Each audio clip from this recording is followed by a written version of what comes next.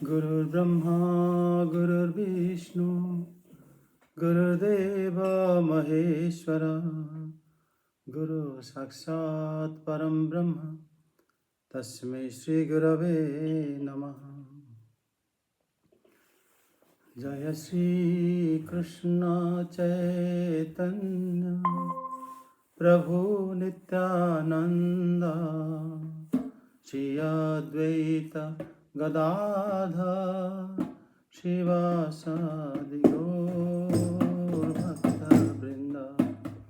जय श्री कृष्ण चैतन्य प्रभु नित्यानंद श्री अद्वैत गदाधर शिवासादि गौर भक्तवृंद।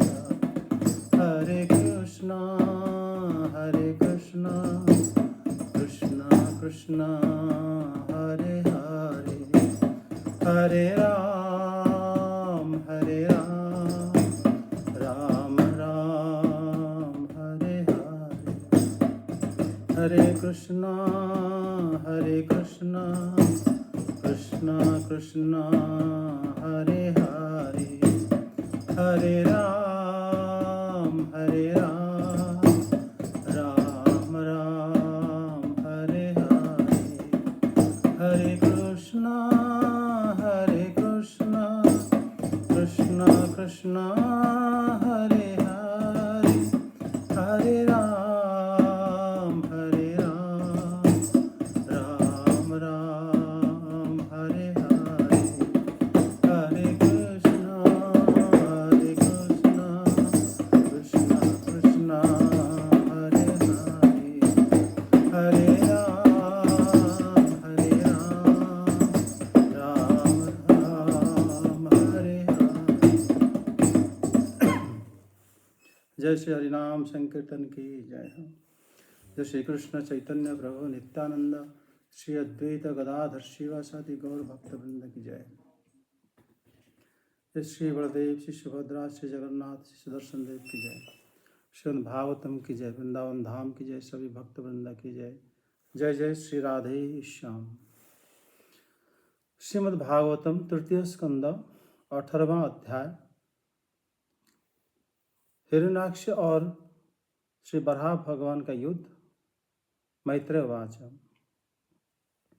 ओम नमो भगवते वासुदेवाय, ओम नमो भगवते वासुदेवाय, ओम नमो भगवते वासुदेवाय। मैत्रेय उवाच।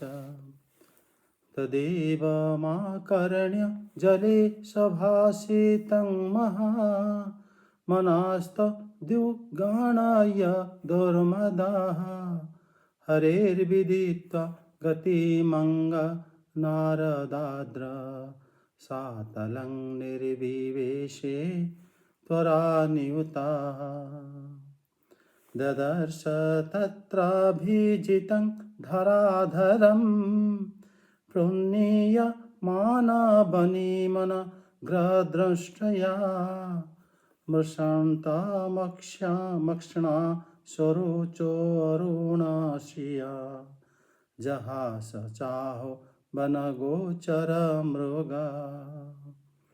अनुवाद। सर थोड़ा माइक आपके पास रखना सर, वो रिकॉर्डिंग में फिर आवाज कम आती है वरना। अच्छा। हिरण्याक्ष के साथ बरा भगवान का युद्ध। श्री मैत्रेय जी ने कहा, तात वरुण जी की यह बात सुनकर वह मदोन्मत्त दैत्य बड़ा प्रसन्न हुआ। उसने उनके इस कथन पर कि तू उनके हाथ से मारा जाएगा कुछ भी ध्यान ना दिया और चट नारद जी से श्री हरि का पता लगाकर रसातल में पहुंच गया। वहां उसने विश्व विजयी बरा भगवान को अपनी दाढ़ों की नोक पर पृथ्वी को ऊपर की ओर ले जाते हुए देखा। वे अपने लाल लाल चमकीले नेत्रों से उसके तेज को हर लेते थे। उन्हें देखकर वह खिलखिलाकर हंस पड़ा और बोला, अरे यह जंगली पशु यहाँ जल में कहां से आया। फिर आगे फिर वराह जी से कहा, अरे ना समझ, इधर आ, इस पृथ्वी को छोड़ दे। इसे विश्व विधाता ब्रह्मा जी ने हम रसातल वासियों के हवाले कर दिया है। रे सूकर रूपधारी सुराधम, मेरे देखते देखते तू उसे लेकर कुशल पूर्वक नहीं जा सकता। तू माया से लुक छिपकर ही दैत्यों को जीत लेता और मार डालता है। क्या इसी से हमारे शत्रुओं ने हमारा नाश कराने के लिए तुझे पाला है? मूड, तेरा बल तो योग माया ही है और कोई पुरुषार्थ तुझमें थोड़े ही है। आज तुझे समाप्त कर मैं अपने बंधुओं का शोक दूर करूंगा। जब मेरे हाथ से छूटी हुई गदा के प्रहार से सिर फट जाने के कारण तू मर जाएगा, तब तेरी आराधना करने वाले जो देवता और ऋषि हैं, वे सब भी जड़ कटे हुए वृक्षों की भांति स्वयं ही नष्ट हो जाएंगे। जय जगन्नाथ। इधर हिरण्याक्ष एवं बराह भगवान का युद्ध, यह अध्याय है। श्री मैत्रेय मुनि कह रहे हैं कि तदेवं जले सभासितम आकर्ण्य। जले सभासितम मतलब जो वरुण देव, जो जल में जल की अधिष्ठात्रा देवता हैं, वो जब सुने, मतलब वो जब कहे कि आपका प्रतिद्वंदी कौन है, किससे आप लड़ सकते हो, तो ये बात सुनकर उनको ये भान नहीं रहा कि मैं उनके साथ अगर मेरे युद्ध हुआ तो मैं मर जाऊंगा। ये सब वो उसी में ध्यान ना देकर वो क्या करे, मदन मत वो दैत्य क्या करे, श्री हरि की पता पूछने लगे और पूछे किससे? नारदात हरे गतिं विदित्वा। श्री नारद जी से मतलब भगवान की पता उन्होंने लगाए कि भगवान कहाँ पर हैं। श्री हरि को गति, श्री हरि को जानने की एक ही रास्ता है कि वो है भक्तों से ही हम भगवान के बारे में जान सकते हैं। भले असुर हो, चाहे कोई भक्ति करने के प्रयास कर रहा हो, अगर भक्त नहीं बताए तो भगवान की पता कोई नहीं बता सकता। यहाँ पर श्री मैत्रेय मुनि कह रहे हैं कि वो भक्तों से ही श्री भगवान की पता उन्होंने लगाए, और वो जब श्री भगवान सब जगह में हैं, श्री नारद तो कह सकते थे कि श्री भगवान यहीं पर हैं, तुम्हारे साथ हैं, ऐसा ना कहकर श्री नारद रसातल को भेज दिए थे एवं श्री नारद उनको उद्धार के लिए रास्ता भेज दिए थे, क्योंकि उनके उद्धार इसी प्रकार ही होना था। श्री नारद उनको श्री भगवान सर्वव्यापक जो श्री प्रहलाद को उन्होंने शिक्षा दिए, वो शिक्षा हिरण्याक्ष को नहीं दिए थे। हिरण्याक्ष के बड़े भाई जो हिरण्यकश्यप, उनके साथ उनको मृत्यु का कारण श्री प्रहलाद बने।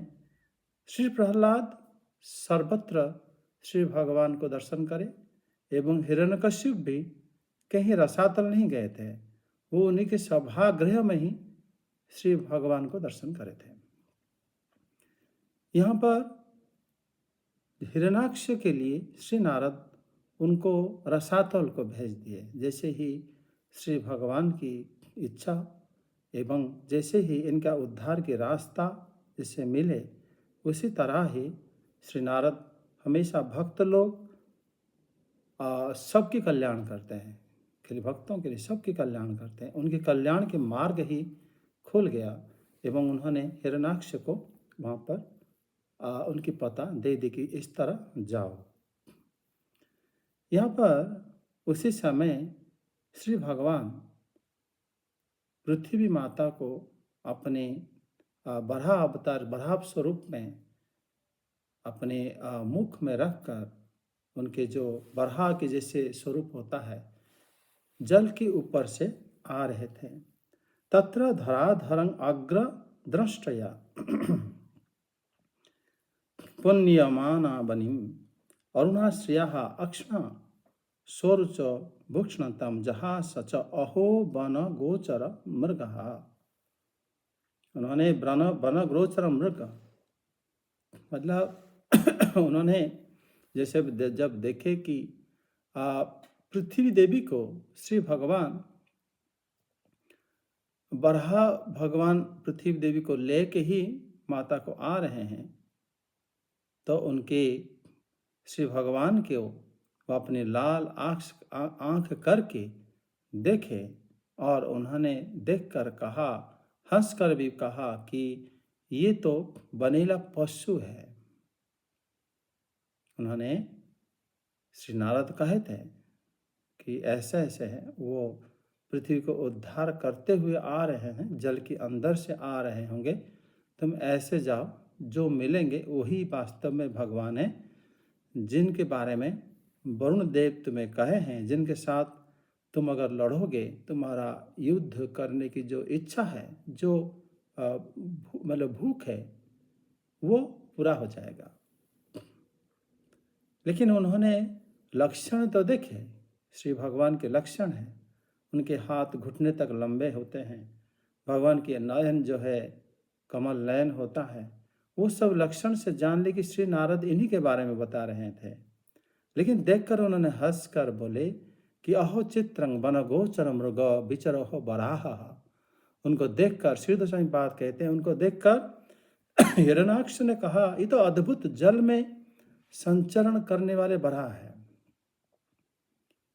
साधारणतः बराह जो वो स्थल में देखा जाते हैं, लेकिन ये देखे कि ये जल के अंदर विचरण करने वाले कोई बराह है। और उन्होंने जब श्री हरि को देखे, पृथ्वी को अपने दांत में लेकर उठा के आ रहे हैं और हिरणाक्ष की जो तेज को तिरस्कार कर रहे हैं, उनकी तेज, भगवान की तेज सबसे श्रेष्ठ होता है। और उनको देखकर हिरणाक्ष ये कहा कि ये जो है वन बनेला पशु है, ये अहो वन गोचर मृग।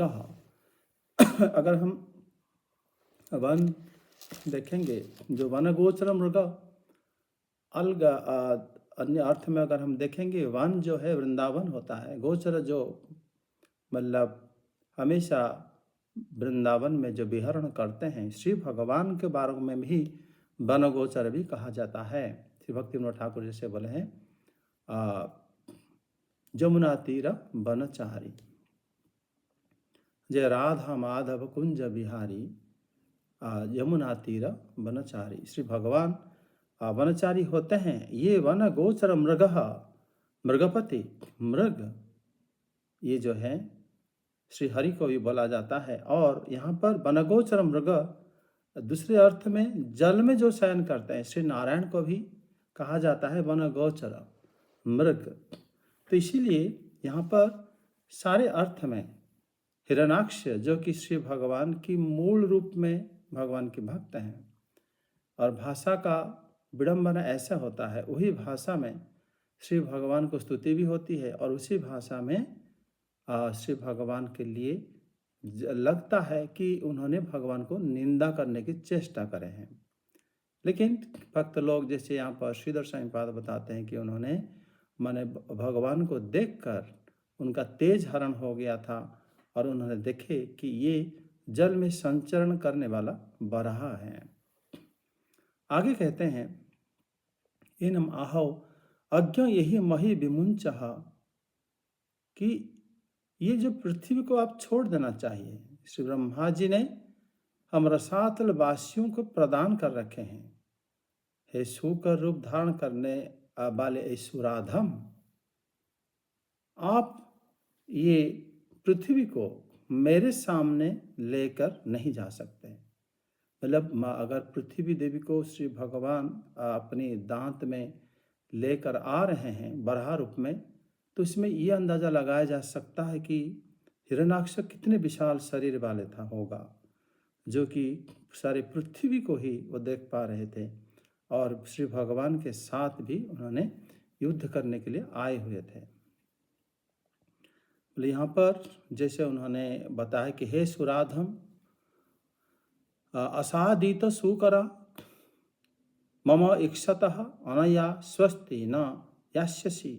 यहाँ पर कुछ शब्द, एक शब्द लगता है कि जैसे हिरणाक्ष श्री भगवान को सुराधम बोले हैं, लेकिन श्रीधर स्वामी पाद सुराधम को एक शब्द अज्ञ भी बोले हैं। कि एनम आहो अज्ञ, श्री भगवान को अज्ञ बोले हैं, जबकि श्री भगवान अज्ञ होते नहीं हैं। और श्री भगवान सुराधम बोले हैं श्री भगवान को, जबकि भगवान सुराधम नहीं होते।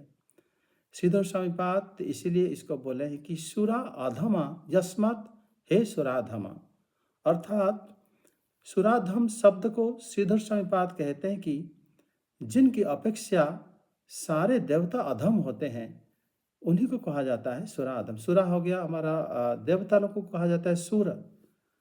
स्वामीपाद कहते हैं कि सुराधम वो है, श्री कृष्ण को जब यहाँ पर सुराधम बोले हैं, इसका अर्थ यह है कि सुरा, सुरा हो गए देवता, अधमा जो कि सारे देवता जिनसे अधम है, जहाँ से जिनके मुकाबले जिनके अपेक्षा अधम है, छोटे हैं या नीच हैं, उनको सुराधम कहा जाएगा। इसीलिए जिनकी अपेक्षा सभी देवता अधम है वो सुराधम है। ऐसे मतलब माता सरस्वती उनके मुंह से शब्द निकलवाए हैं जिनका अर्थ भी श्री भगवान को स्तुति ही करना होता है।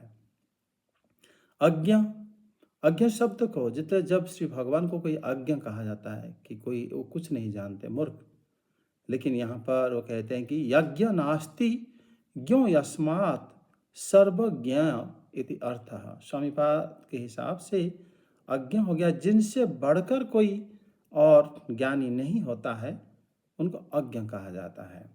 मतलब और मतलब जोगी जन है जिनको अन्वेषण करते हैं, और नास्ति अज्ञ अस्मात् माने जिनसे बढ़कर और कोई ज्ञानवान नहीं होता।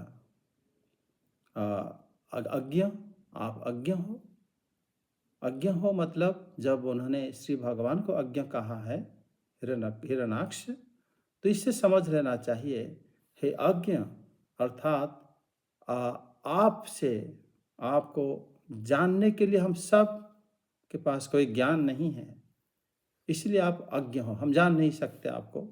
दूसरी बात मतलब जिनसे बढ़कर और कोई होता नहीं ज्ञान में, उनको भी अज्ञ कहा जाता है।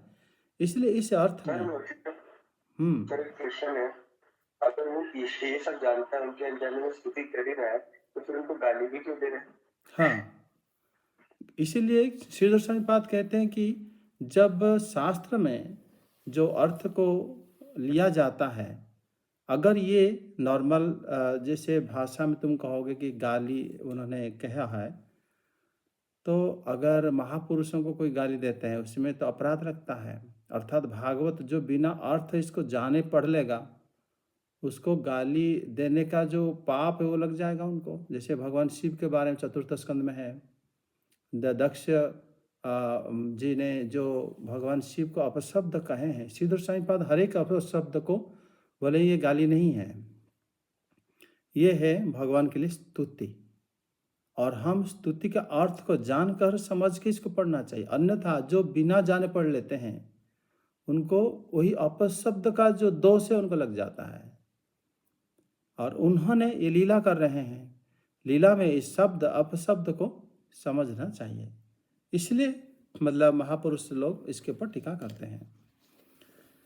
नहीं सर, वो अगर वो सब कुछ जानता है कि वो अज्ञ है, सुराधम है, फिर भी सर उनको कह रहे हैं कि ये तो जंगली पशु है, ऐसा क्यों सर? जंगली पशु का मतलब भी वो भगवान है सारे अर्थ में, लेकिन लीला करने के लिए जो भाषा में आप भगवान को, इसीलिए महापुरुष लोग कहते हैं कि भगवान को कभी भी कोई मतलब कोई भी शब्द में गाली नहीं दे सकता। तुम जो भी कहोगे उसका अर्थ कोई और चीज आ जाएगा। इसीलिए श्री भगवान हम लोग पढ़ेंगे सप्तम स्कंद में श्री नारद एवं श्री युधिष्ठिर संवाद में, जब शिशुपाल भगवान को अपशब्द कहते हुए भगवान के शरीर में अंग में वो उनका लीन हो गया था, उनकी ज्योति, उसी समय सब लोग आश्चर्य हुए थे, और उसी समय युधिष्ठिर महाराज के प्रश्न में श्री नारद उनको उत्तर दिए थे। और इसमें उन्होंने कहा, तो फिर उसके बाद ये आप न देव माता पृथ्वी को जो भगवान लेके जा रहे थे, हिरण्याक्ष कह रहे कि इसको छोड़ दो, ये लीला है, क्योंकि ये लीला आरंभ हो गया था जब सनकादि ऋषि वृंद उनको श्राप दिए थे, जबकि उनको पता नहीं चला कि हम श्राप क्यों दिए, कैसे दिए। और शिव भगवान बोले कि मेरा अभिमत है। तो लीला तब से शुरू हो गया था। तो इसीलिए ये सब भगवान की लीला है, जिसको पाठ करने पर, सुनने पर, मनन करने पर, विचार करने पर हमारा अनेक जन्म के कर्म बंधन छूट जाते हैं।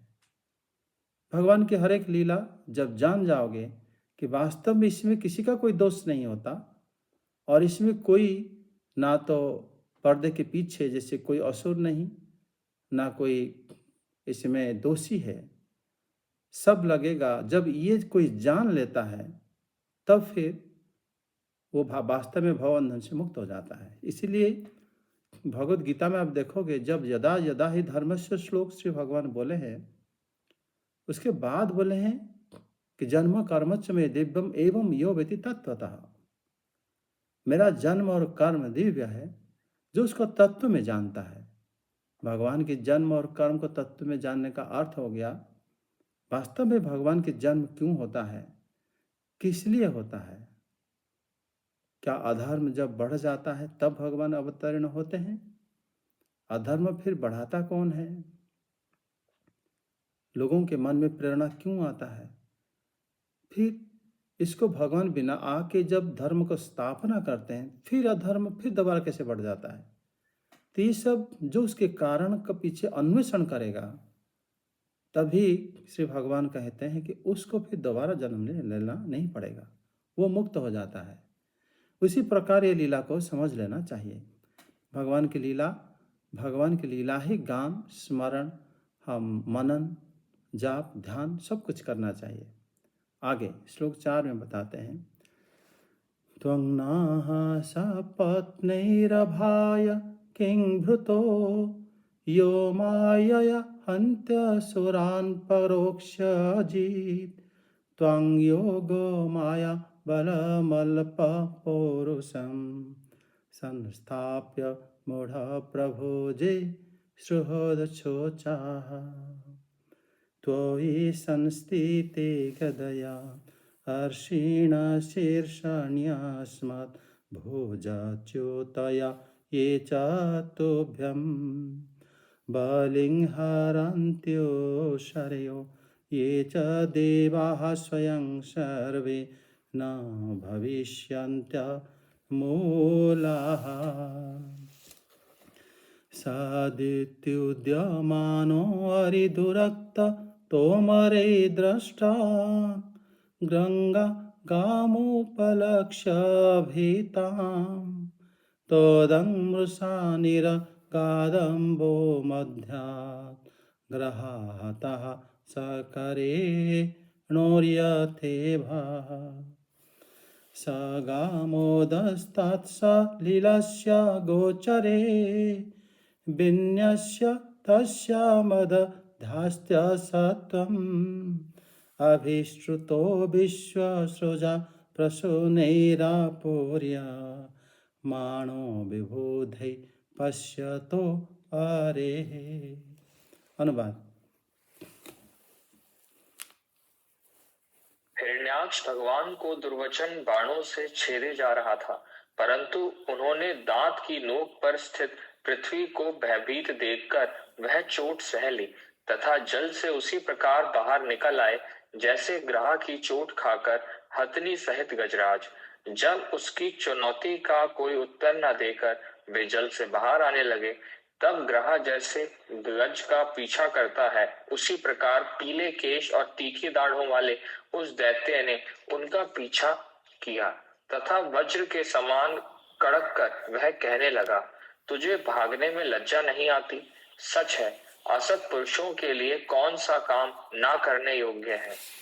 भगवान ने पृथ्वी को ले जाकर जल के ऊपर व्यवहार योग्य स्थान में स्थित कर दिया और उसमें अपनी आधार शक्ति का संचार किया। उस समय हिरण्याक्ष के सामने ही ब्रह्मा जी ने उनकी स्तुति की और देवताओं ने फूल बरसाए। तब श्री हरि ने बड़ी भारी गदा लिए अपने पीछे आ रहे हिरण्याक्ष से, जो सोने के आभूषण और अद्भुत कवच धारण किए था तथा अपने कटु वाक्यों से उन्हें निरंतर मर्माहत कर रहा था, अत्यंत क्रोध पूर्वक हंसते हुए कहा, इसमें श्लोक 4 का अनुवाद पहले पढ़ लिया था तुमने। हाँ, यह परोक्षजित असुरान मायया हन्ति त्वं स्वपत्नीः न अभावयः भृतः किम। आप जो हो छिप कर ही दैत्यों को मारते हो। ये बात हिरण्याक्ष ने कहा। उनको कैसे पता चला? हिरण्याक्ष जब प्रकट हुए थे उससे पहले जो दैत्य सब मरे हुए थे उनके बारे में उन्होंने सुना था, तभी उसके आधार पर उन्होंने बताया कि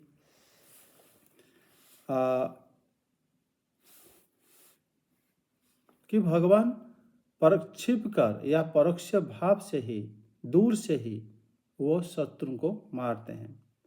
हमारे शत्रुओं से देवताओं के द्वारा जो हम लोग के नाश करने के लिए क्या आपको देवता लोग पाले हैं? हे मूढ़, तुम में तो योग माया का ही बल है, बहुत कम है। तुमको मारकर मैं बांधवों की शोक को दूर करूंगा, ऐसे उन्होंने बताया। यहाँ पर जो उन्होंने कहा है कि अभवाय भृतः किम, कि हमारे शत्रुओं को, मतलब आप छिपकर दैत्यों को मार देते हो। यह परोक्षजित असुरान मायया हन्ति, आप असुरों को छुप कर मार देते हो। और फिर त्वं सपत्नीः न अभवाय भृतः किम, हमारे शत्रुओं देवताओं द्वारा तुम लोगों के नाश के लिए ही पाले गए हो क्या? मतलब क्या देवता लोग आपको इस प्रकार पालना कर रहे हैं कि आप हमेशा दैत्यों को ही छुप के मारोगे? यहाँ पर जो असिद्ध स्वामीपाद कहते हैं कि यहाँ पर जो उन्होंने शब्द हिरण्याक्ष कहे हैं, इसका अर्थ है कि मोक्ष प्राप्ति के लिए ही क्या देवता लोग आपको रखे हैं कि आप हम राक्षस लोगों को पहले मोक्ष दे दोगे और हमसे उद्धार होकर चले जाएंगे? ये अर्थ में हिरण्याक्ष यहाँ पर कहे हैं। फिर ये भी कहते हैं कि आप जो है हम लोगों को परोक्ष भाव से बद्ध कर देते हो, मार देते हो। इसका अर्थ है कि आप दूर से ही हम लोग को जीत लेते हो। अर्थ मतलब आपका योग माया रूपी जो बल है वास्तव में बड़ा अचिंत्य है, हमें नहीं पता। आपके समक्ष जीवों का बल अति अल्प है, बाकी लोगों का बल है ही नहीं आपके सामने। फिर इसीलिए कि प्रभु, मतलब आप भक्ति विवश जीवों को ही मुक्ति प्रदान कर ही देते हैं। ऐसे ही मतलब आप अपने हृदय में रखकर बांधवों की शोक को मैं दूर करूंगा। मतलब इसका अर्थ पूरा श्रीधर स्वामीपाद बदल दिए। मतलब आपको अगर मैं हृदय में धारण करूंगा, वास्तव में ही मेरे जो बंधु बांधव जो दुखी हैं वो सब उनका शोक दूर हो जाएगा, क्योंकि आपका स्मरण करना ही दुख का विनाश है। हिरण्याक्ष वो तो है ही भक्त। और इसमें देखो, मतलब दो अर्थ के हिसाब से ही शास्त्र को समझना चाहिए। क्योंकि जब कोई ये स्टोरी को, मतलब एक स्टोरी की तरह कोई पढ़ेगा, कहेगा कि आप तो ऐसे क्यों बोल रहे हो, ऐसा तो अर्थ लिखा ही नहीं गया।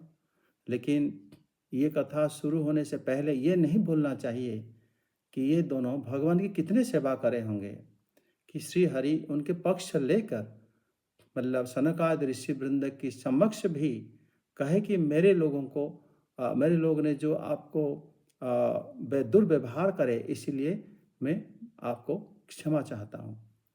अर्थात ये दोनों कितने बड़े भक्त होंगे, ये बात भूलना नहीं चाहिए। और भगवान अपनी खुद की सेवा उनको प्रदान कर रखे हैं, ये तो कभी हम भूलना नहीं चाहिए बात को। उसको अगर हम सोच के इसको अर्थ को देखेंगे कि वो किस प्रकार श्री भगवान को अपशब्द कह सकते हैं। वास्तव में उन्होंने कुछ जो भी कुछ कहा है, भगवान बोले हैं कि ये मेरा अभिमत है, अर्थात मैं इसे चाहता हूँ, चाहते हुए भी उसमें किसी भी प्रकार किसी भी प्रकार कोई कमी नहीं है। वो अर्थ ऐसा है, ऊपर एक अर्थ है, भीतर और एक अर्थ है, क्योंकि वो लीला कर रहे हैं। और नहीं तो इसको लीला नहीं कहा जाएगा। इसलिए ऐसा समझना चाहिए। इसलिए यहाँ पर हिरणाक्ष जो कह रहे हैं कि मैं मतलब आपको जब मैं खुद आपको धारण करूँगा, इसीलिए इसी से मेरे बांधवों की शोक दूर हो जाएगा। वो कह रहे हैं मूढ़ योग माया बलम अल्प पौरुषम त्वांग संस्थाप्य। संस्थाप्य शब्द को अनुवाद जो करते हैं वो लिख दिया कि आपको मार के। संस्थाप्य अर्थ होता है आपको धारण करके। संस्थाप्य मतलब मैं आपको जैसे धारण करूंगा हृदय में, तब जाकर बांधवों की शोक दूर हो जाएगा। आगे बताते हैं, अस्मत् भूजया च्युतया गदया। ये कहते हैं कि हमारी हाथ से छुटी हुई गदा के द्वारा आपके सिर फुट जाएगा। फिर संस्थिते त्वयि ये च ऋषयः देवः तुभ्यं बलिं हरन्ति। फिर आप जब विनाश हो जाओगे, फिर आपके आराधना जो करते हैं ऋषिगण देवतागण, तो वो फिर अपने आप विनिष्ट हो जाएंगे। मतलब ये जो गदा द्वारा श्री भगवान के साथ युद्ध करेंगे, उस युद्ध के बाद ऐसा होगा ये पहले से बता दिए। मतलब उनके जो ऋषिगण जो देवतागण वो जब देखेंगे कि आप नहीं रहोगे तो उनका जड़ जो है हिल जाएगा और वो लोग बिना प्रयास के अपने आप ही नष्ट हो जाएंगे। मतलब इन्होंने ये बताया कि जो नवीन भक्त हैं, श्रीधर स्वामीपाद बताते हैं, जो आराधना जो नए नए भक्त करते हैं वो आपके पुराने भक्त ऋषिगण देवतागण है, उसके बिना प्रयास से मूल्यहीन होकर मतलब वो हिल जाएंगे या नष्ट हो जाएंगे, ऐसा उसका अर्थ है। क्योंकि भगवान के साथ जब ये युद्ध करेंगे, युद्ध करने के बाद किसी एक का तो विनाश तो होगा ही होगा, युद्ध का फल वही होता है। इसलिए इस शब्द में उन्होंने कोई किसी भी प्रकार के अपशब्द भगवान को अपशब्द नहीं बोले हैं। इसमें बोले हैं कि यदि मतलब मैं आपसे युद्ध करूंगा, मेरे हाथ जो गदा है उसके द्वारा युद्ध करूंगा, तो आपका जैसे ही अगर विनाश होता है तो फिर ऋषिगण देवतागण ये लोग अपने आप विनष्ट हो जाएंगे। ये श्री भगवान को उन्होंने बोले। श्री भगवान के साथ युद्ध करने के लिए हिरणाक्ष जैसे लगता है कि जन्म इसीलिए ही हुए थे। और श्री भगवान भी श्रीधर स्वामीपाद तब बताते थे जब इन जय विजयों की श्राप हुआ था, उसी समय की जैसे श्री भगवान सृष्टि करने की इच्छा करते हैं, उसी प्रकार से भगवान लड़ने के लिए भी इच्छा करते हैं। क्योंकि कोई प्रश्न करेगा कि वैकुंठ में किस चीज का कमी ही नहीं है, तो श्री भगवान क्यों लड़ने के लिए इच्छा करेंगे और क्यों ये चाहे कि ये लोग असुर योनि में जाएंगे। और ऐसा कंडीशन रखा गया कि असुर रहोगे तो 3 जन्म में मेरे पास आओगे, साधु बनोगे तो कितने जन्म में आओगे, 7 जन्म लग जाएगा। तो फिर ऐसा कंडीशन भगवान पहले से ही रखे थे कि ये जो है लड़ेंगे मेरे संग। और ये इच्छा को स्वामीपाद कह रहे हैं कि जैसे भगवान सृष्टि करने के लिए इच्छा करते हैं कि सृष्टि हो, उसी प्रकार श्री भगवान लड़ने के लिए भी इच्छा प्रकाश करते हैं। तभी उनकी इच्छा के अनुसार ही ये सारे घटनाक्रम हुआ था। तो यहाँ पर जैसे कहते हैं कि श्री भगवान के साथ लड़ने के उनकी जो इच्छा, उसी इच्छा से ही वो कह रहे हैं कि जैसे ही मतलब देवः तुभ्यं बलिं हरन्ति संस्थिते त्वयि, जब शीर्ण शीर्षाणि, मैं आपको सिर में गदाघात करूंगा, उसी से सिर फट जाएगा। वो समझ नहीं पा रहे कि गदा जिसको जोर से मारोगे फट जाएगा, लेकिन गदा जिसके ऊपर मारोगे वो वस्तु उसी प्रकार होगा तब वो फट जाएगा। लेकिन अगर वस्तु उसी प्रकार नहीं होगा तो नहीं फटेगा। ये ज्ञान हिरणाक्ष जिसने ये पृथ्वी में घूम रहे थे या गर्भलोक सागर में देवता लोक के जगह में घूम रहे थे, ये पृथ्वी व यह जगत जिस धर्म में बना है, जिस धर्म में बना हुआ है, उसी धर्म के अनुसार अगर किसी को खलबत्ता में जैसे अदरक हम कूट देते हैं, वो पिचक जाता है, लेकिन क्या ये पृथ्वी के अंदर सारे द्रव्य जिस धर्म में है, उसी धर्म के आधार पर हिरण्याक्ष सोचे कि अगर ये गदा को जोर से मारूंगा, क्या नहीं टूटेगा? टूट जाएगा, उनकी सिर फट जाएगा। फिर इसी और महर्षि गण भक्त लोग जो उनको पूजा करते हैं, देवता लोग, वो अपने आप नष्ट हो जाएंगे। ऐसा विचार उनको इस भौतिक जगत में बड़े होते होते इस प्रकार ज्ञान उनके अंदर आ गया था। तभी इस प्रकार उन्होंने बोले हैं। लेकिन उनको ये नहीं पता कि वास्तव में हम जो भी बुद्धि जिस वस्तु को देखकर हमारे अंदर आता है, उसको कोई और उसको नियामक है या कोई और उसको उसी हिसाब से हमारे सामने रखा है, तभी हम ऐसे बुद्धि हमारे अंदर आता है। तो ये उन्हीं को ही श्री भगवान के प्रति ही इस प्रकार वचन उन्होंने बोले। 6 में बोल रहे हैं कि अरि दुरक्त तुमरे ही तुद्यमानः स दृष्ट गंग्रा भेदान गाम। हिरण्याक्ष जैसे ऐसे बोल रहे थे। अरि दुरक्त तोमरहि, ये मैत्र मुनि कह रहे हैं कि बड़े दुर्वचन बोले वो। श्री भगवान नहीं बोले कि मुझे दुर्वचन बोल रहे हैं, लेकिन मैत्र मुनि कह रहे हैं कि अरि दुरक्त तोमरे ही तुद्यमानः, जैसे उन्होंने इस प्रकार दुर्वचन रूपी बाण से छिद जा रहा था, किंतु श्री भगवान अपने दांत के नोक पर पृथ्वी को जब देखे कि पृथ्वी भयभीत हो रही है और उस चोट को बर्दाश्त कर लिए, अर्थात जो दुर्वचन रूपी चोट जो उन्होंने बोल रहे थे, ये देवी पृथ्वी को भी लग रहा है और श्री मैत्र मुनि को भी लग रहा है कि श्री भगवान उसको सह गए। फिर वो श्री भगवान जैसे आ रहे थे उसी प्रकार जल के ऊपर आ गए। आकर उन्होंने क्या करे ना, जैसे आए उस समय उन्हें पृथ्वी को जल के ऊपर रख दिए। उन्होंने देखे कि देवी पृथ्वी भयभीत होकर दुरुक्ति जन्य व्यथा को बड़ा भगवान ने सह लिया। माता पृथ्वी देखी कि भगवान ने सह लिया और उन्होंने जैसे ही मतलब संत पुरुष कभी भी किसी भी प्रकार दुख में नहीं रहते, उसी प्रकार उन्होंने श्री भगवान संत शिरोमणि संतों के उपास्य है वो, और उन्होंने देखे कि इतने सारे जो दुर्वचन बोल रहा है और भगवान ने सह लिए, और श्री भगवान वो दुर्वचन बोल रहा है करके पृथ्वी माता के हृदय से पता लगाए, क्यों श्री भगवान के सामने ये शब्द ही नहीं था। जो शब्द मतलब ब्रह्मा जी अ आ इ उ करके सबको वाक्य मतलब व्याकरण आदि सबको बताए, उसी से ही हम बोलना चलना सब सीखे हैं। हम अपनी मनोभाव को उसी भाषा से ही व्यक्त करते हैं, किसी ना किसी भाषा से। लेकिन श्री भगवान को तो भाव से ही मतलब है, भाषा से कोई मतलब है ही नहीं। इसीलिए श्री नारद देखिए प्रथम स्कंद में बताए हैं कि कोई भी अगर भाषा अच्छा नहीं जानता, लेकिन श्री कृष्ण को भाव से बोलना चाहते हैं, उसको सारे भक्त विज्ञ पंडित सब लोग सुनते हैं।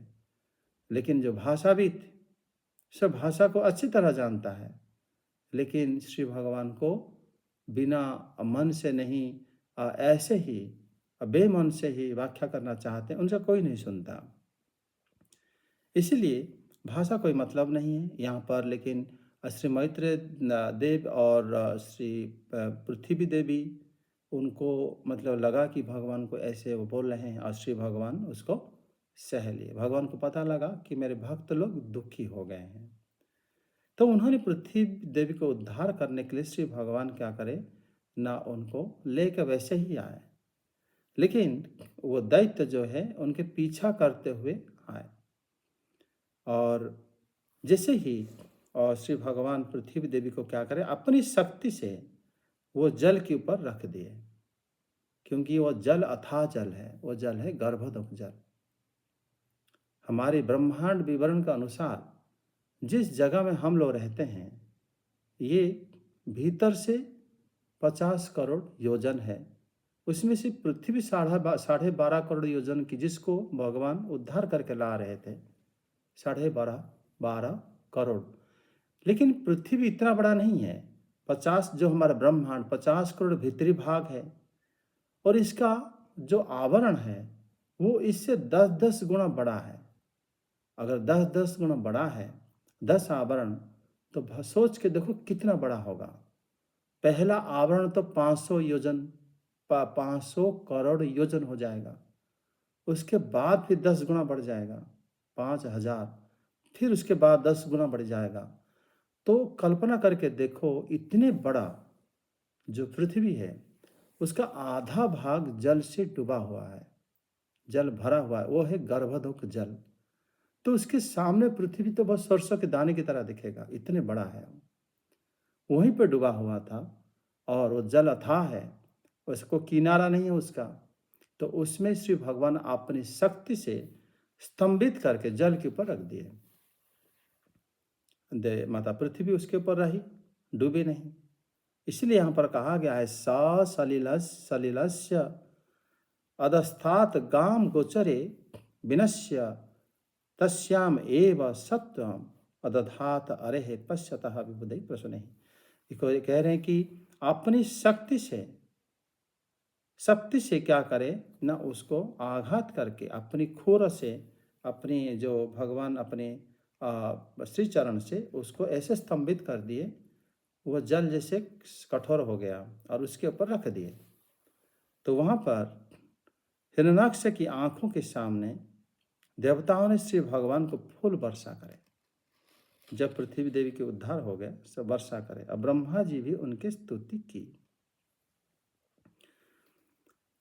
यहाँ पर जल के भगवान ने जल के ऊपर जहाँ पर व्यवहार योग्य स्थान है पृथ्वी को स्थापित करा। मतलब पृथ्वी जहाँ पर पहले पृथ्वी देवी रहती थी उसी जगह में स्थापित करा भगवान बीचों बीच, क्योंकि उसी का हिसाब से सूर्य चंद्र ग्रह नक्षत्र तारा आदि पृथ्वी के अंदर सब लोग रहते हैं। तो उसी हिसाब से स्थापना करा। और उस समय हिरण्याक्ष की परवाह किए बिना श्री ब्रह्मा जी श्री भगवान को स्तुति करे, उनके पर फूल बरसाए। जबकि हिरण्याक्ष देख रहा था कि ये सब मतलब मेरे शत्रु को जो ये लोग क्या कर रहे हैं ना, पूजा कर रहे हैं। तब उसी समय श्री भगवान को उन्होंने क्या करे ना, सारे देवता स्तुति करें। और जब श्री भगवान पृथ्वी को लेके आ रहे थे, उनके पीछे पीछे वो भागते हुए आ रहा था। कौन? हिरण्याक्ष। इसलिए कहा गया है परानुसक्तम तपनीयो पकल्पम महागदम। वो क्या करे ना, अपना ये तो सोने का अलंकार काफी पहने हुए थे बाबूषण, और विशाल गदा को धारण करे। वो क्या करे ना, अद्भुत कवच भी पहने हुए थे। और निरंतर वो हिरण्याक्ष क्या करे ना, भयंकर क्रोध करके श्री भगवान जब क्रोध करते हुए वो गदा को लेते हुए भगवान के पीछे पीछे भागते हुए आ रहा था, श्री भगवान ने हंसकर उनसे कहा, मतलब हिरण्याक्ष जो है श्री भगवान को पीछा कर रहे थे, स्वर्ण अलंकार से विभूषित था, विशाल गदा लिए हुए, उस सुवर्ण निमित्त अद्भुत कवच को भी धारण करा हुआ था, और भयंकर क्रोध से वो मतलब भगवान के पीछे आ रहा था। और श्री भगवान उनको हंसते हुए कुछ कहे। श्री भगवान उवाच सत्यं वयं भो वनगोचरा मृगा युष्माद्युधान् मृगये ग्रामसिंहान् या न मृत्युपाशैः प्रतिमुक्तास्य वीरा विकात्थनहं तव गृह्णन्त्या भद्रा एते वयं न्यासहरा रसौकसं गता ह्रियो गदया द्रवितास्ते तिष्ठामहे अथापि कथञ्चिदाजौ स्थेयं क्व यामो बलिनोत्पाद्य वैरम् तं भद्रस्थानं किल यूथपाधिपो पटस्व घटस्व नेष्वस्तय अस्य नोहः संस्थाप्य चष्मान् प्रसृजाश्रु स्वकानां यः स्वं प्रतिज्ञा नाति पिपर्त्यसभ्यः। अनुवाद। श्री भगवान ने कहा, अरे सचमुच ही हम जंगली जीव हैं जो तुझ जैसे ग्राम सिंहों को ढूंढते फिरते हैं। दुष्ट वीर पुरुष तुझ जैसे मृत्यु पाश में बंधे हुए अभागे जीवों की आत्मश्लाघा पर ध्यान नहीं देते। हाँ, हम रसातल वासियों की धरोहर चुराकर और लज्जा छोड़कर तेरी गदा के भय से यहाँ भाग आए हैं। हम में ऐसी सामर्थ्य ही कहाँ कि तेरे जैसे अद्वितीय वीर के सामने युद्ध में ठहर सके। फिर भी हम जैसे तैसे तेरे सामने खड़े हैं। तुझ जैसे बलवानों से वैर बांधकर हम जा भी कहाँ सकते हैं। तू पैदल वीरों का सरदार है, इसलिए अब निशंक होकर उधेड़ बुन छोड़कर हमारा अनिष्ट करने का प्रयत्न कर और हमें मारकर अपने भाई बंधुओं के आंसू पोंछ। अब इसमें देर ना कर। जो अपनी प्रतिज्ञा का पालन नहीं करता वह असभ्य है, भले आदमियों में बैठने लायक नहीं है। यहाँ पर श्री भगवान उनको कह रहे हैं कि जो आप जो प्रतिज्ञा करे हो पूरा करना चाहिए, क्योंकि जो प्रतिज्ञा पूरा नहीं करता असभ्य होता है।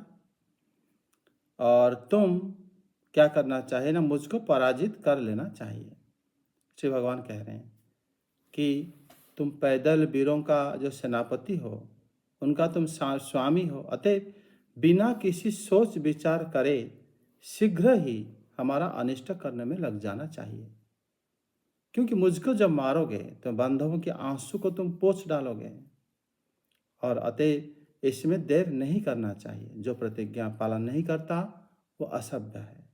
मैं श्री भगवान जिससे उनको ये कार्य करने के लिए प्रोत्साहित कर रहे हैं। श्री भगवान कहते हैं कि हे अभद्र सत्यं वयं वनगोचरा मृगा, कि हे अभद्र आपने सत्य कहा है। मतलब यहाँ पर जो भगवान बताते हैं कि ग्राम सिंहान मृगये मृतपास ही है, कि हम जंगल में रहने वाले हैं, ये सत्य बात है। क्योंकि श्री भगवान वन में रहते हैं, वन मतलब वृंदावन कह सकते हैं। और यहाँ पर श्री भगवान कहते मैंने सत्य कहा है। लेकिन हम जिस प्रकार हैं, हम तुम जैसे ग्राम सिंहान मृगये, ग्राम सिंह हो गया कुत्ता, को हम खोजते रहते हैं। वीर पुरुष तुम जैसे मृत्यु पास में बंधे अभागे जीवों की आत्मश्लाघा पर ही ध्यान नहीं देते। लेकिन तुम ये नहीं भूल जाते हो कि आत्मश्लाघा ये है कि हम मृत्यु के पास में हैं, इसको हम ध्यान नहीं देते। बोला देखो श्री भगवान अगर ये लीला नहीं करते, सारे देवता प्रकट होने के बाद तो ये भी भूल जाते कि हम कभी मरना है। लेकिन ये इससे कम से कम ये तो पता चल गया कि अरे हाँ, हमें तो भगवान जो कह रहे हैं सत्य बात है, कि वो अगर वो भी मरने वाला है, क्यों कह रहे हैं कि तुम जैसे वीर पुरुष मृत्यु के पास से जो है, मृत्यु के पासों से आप रहते हुए भी ये नहीं जान पाते हो कि मृत्यु मेरे सम्मुख आ गया है। क्योंकि भौतिक जगत है, प्रपंच है, भगवान सबको सिखाने के लिए आते हैं। और यहाँ पर ये पहला कन्वर्सेशन श्री भगवान ने उनके साथ करे। उसके बाद कह रहे हैं कि हम रसातल वासियों की धरोहर चुरा कर हम लाए हैं, तुम्हारी गदा के भय से हम भाग कर यहाँ आए हैं। मुझ में और आपके साथ युद्ध करने का कोई सामर्थ्य भी नहीं है। सामर्थ्य के नहीं होने पर किसी तरह युद्ध में मैं रुके हुआ हूँ, मतलब युद्ध भूमि में मैं यहाँ पर खड़ा हुआ हूँ। हमको तो युद्ध करना ही पड़ेगा, कारण तुम जैसे बलवान वीरों से बैर करके हम कहाँ जाएंगे? आप तो हमारे पीछे पीछे भाग रहे हो।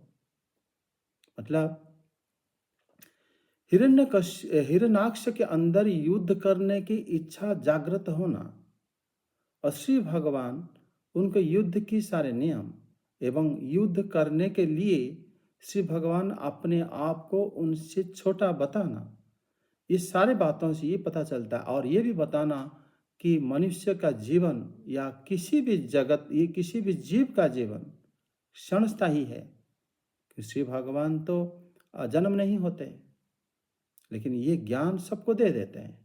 ये ज्ञान सिर्फ हिरण्याक्ष के लिए नहीं, ये ज्ञान सिर्फ ब्रह्मा जी के लिए भी है। वहाँ पर जितने ऋषि महर्षि सुन रहे थे उन सब के लिए भी है। यद्यपि वो लोग सब लोग तपस्या करते हैं, धर्म कार्य में रहते हैं, लेकिन भूल जाना कि हम लोग कभी भी नहीं मरेंगे, ये बात भी उनको याद आ जाएगा।